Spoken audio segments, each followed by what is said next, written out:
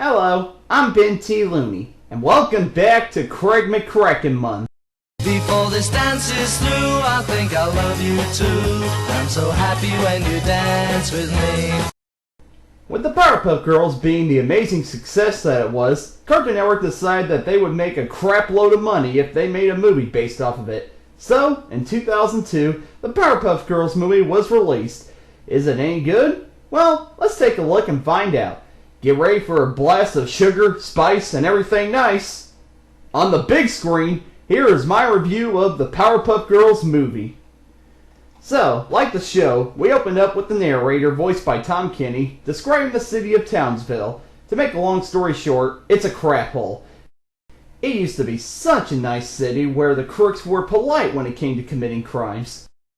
Anyway, we're then introduced to our main character, the professor. Sorry, that show is done so much like it's done in The Big Lebowski, I got confused.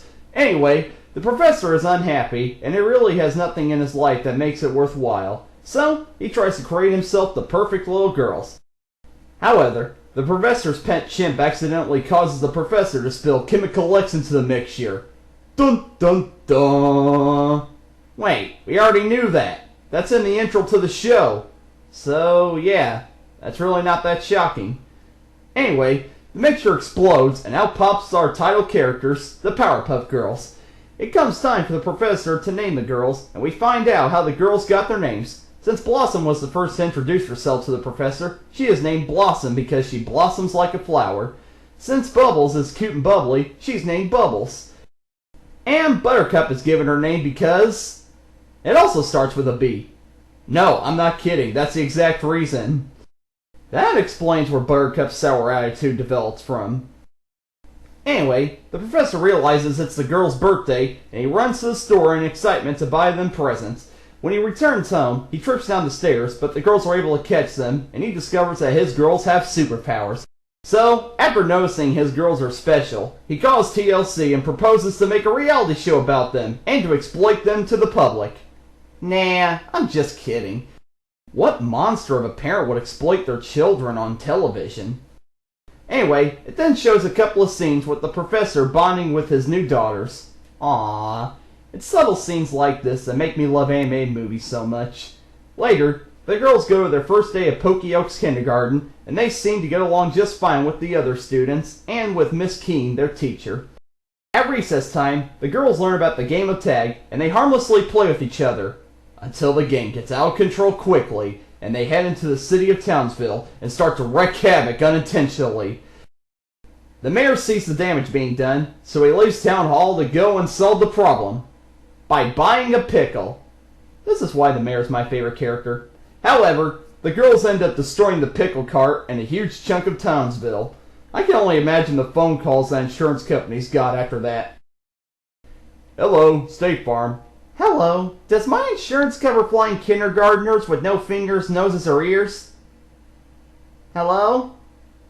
Hello? Hello, Geico. Yeah, my car's in my bathroom. What's it doing in there, sir? Not much. It's just sitting there. How did it get up there? How the heck should I know?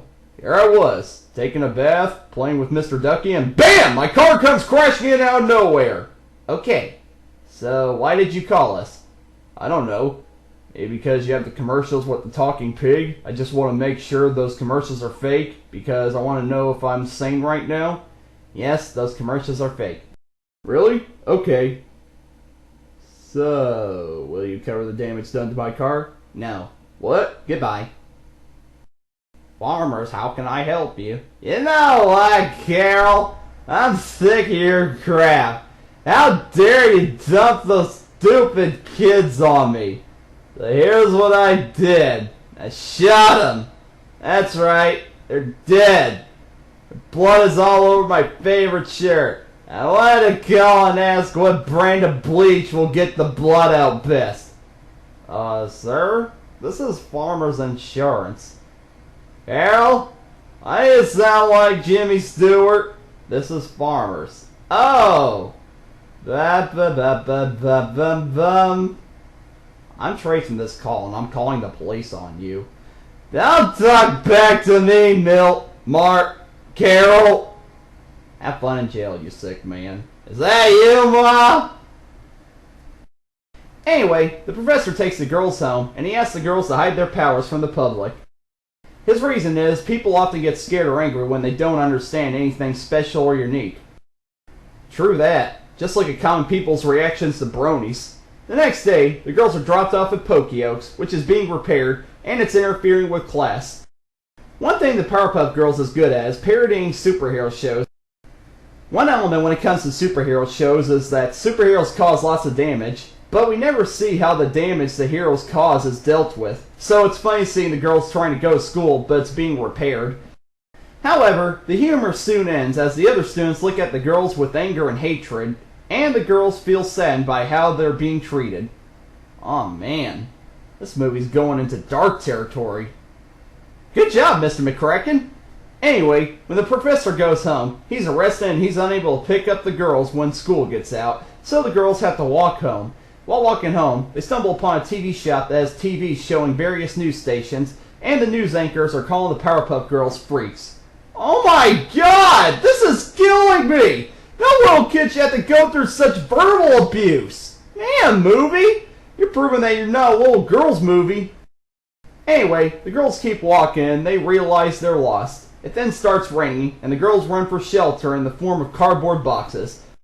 Suddenly, the Gangrene Gang pop up and are about to attack the girls, but a mysterious being beats them up and saves the girls. The girls go to thank their savior, and it turns out being Mojo Jojo, who the audience knows, but the girls don't. Mojo proposes a plan to make Townsville accept the girls, and the girls agree to help him. So, a montage ensues that shows the girls building Mojo's volcano lair. To reward the girls, Mojo takes them to the Townsville Zoo, which wasn't affected by the girls' accidental destruction. However, Mojo is actually using this trip as an opportunity to put tracking devices on various primates. Meanwhile, a baby drops a rattle, and Bubbles grabs it and gives it back to the mother of the baby. The mother then replies that she thought they kept all the animals in cages at the zoo. Yeah? Well, maybe you need to be put on a leash if you're gonna bark like that, lady! Sorry about that, but can you blame me? The citizens in this movie are so cruel! What state is Townsville in? New Jersey? Anyway, the girls go home and the professor is dropped off at home by the police. The girls are happy to be reunited with their father, and the girls promise that everything will get better. The next day, the girls take Professor to Town Hall, and they see Mojo's primate army attacking people. Hey, this movie's turning out better than Tim Burton's Planet of the Apes. The girls become more hated by the Townsville citizens, and the girls try to tell the professor that they had no idea things would turn out like this, but the professor doesn't believe them. The girls being said by their own father not trusting them, fly into space, while Mojo's army continues to cause destruction. The movie then takes another comedic turn as it turns out all the apes in Mojo's army have the same IQ as him, and they try to take over Townsville themselves, which angers Mojo and causes him to go on one of his usual ramblings. Meanwhile, it turns out the girls are on an asteroid, and Blossom and Buttercup have a disagreement about how all this trouble got caused, and it causes them to get into a physical fight with each other. Fight! Fight! Fight! Craig McCracken, he knows what I want. However, the girls sense that the professor is in trouble, and they rush back down to Earth to save him, and they save various citizens of Townsville in the meantime. However, Buttercup causes violence to one of the apes, and the girls find out that violence will save the day. But girls, don't you remember? Love, love, love, love, love, la la love, makes the world go round. Huh? Anybody? Oh, who am I kidding? This is an action movie, so let's see some action! Cue the heavy metal music!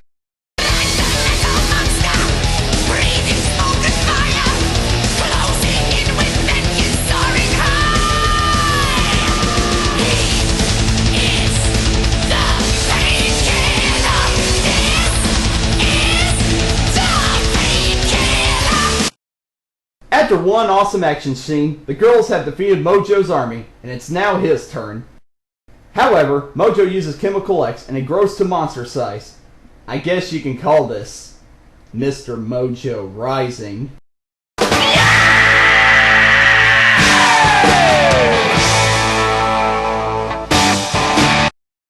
The girls then fight Mojo in another awesome action scene, and they eventually defeat him with the help of Antidote X. The girls are then accepted by the city of Townsville, and they become the city's personal protectors, and the Powerpuff Girls series was born. Well, actually, this movie came out 3.5 years after the show was created, but in continuity sense, the movie takes place before the show, so technically the girls were... Oh, screw it, I'm too busy banging my head to the hard rock music playing during the credits to think about it.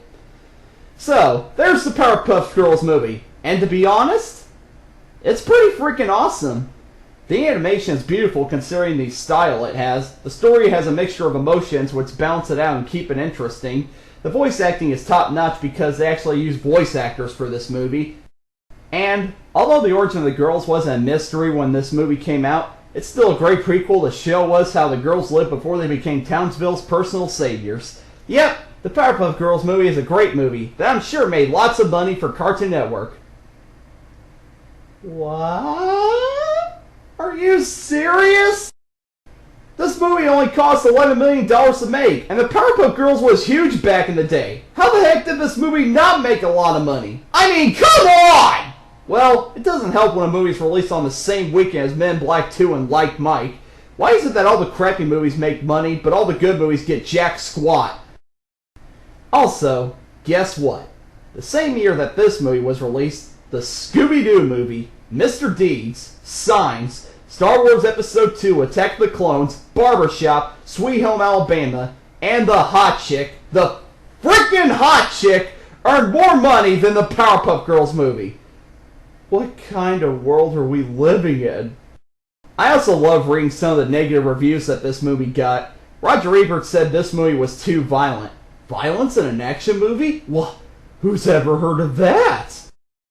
Oh well. Seeing as how this was Cartoon Network's first attempt at a theatrical release movie that ended up bombing, I guess Cartoon Network is never going to try something like this again. Such a shame. What I wouldn't do to see a theatrical Amazing World of Gumball movie. Bottom line, I really enjoyed the Powerpuff Girls movie. But if I have one little complaint, it's that it's way too short. Don't blink or you might miss it. I made that mistake a couple of times. However, I'd rather a movie be too short than too long.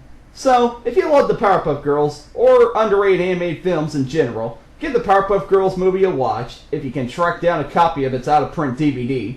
Anyway, I'm Benthelooney, and I'm signing out. I'm gonna go practice my CSI Miami puns.